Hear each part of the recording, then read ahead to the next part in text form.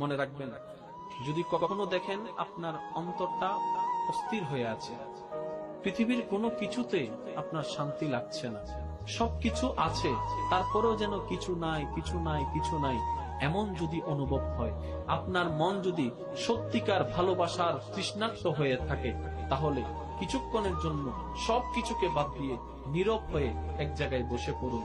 চোখটা বন্ধ করে আপনার অতীত জীবনকে একটু কল্পনা করতে থাকুন, ভাবতে থাকুন প্রত্যেকটা সেকেন্ডে আপনাকে কে বেশি ভালোবেসেছে।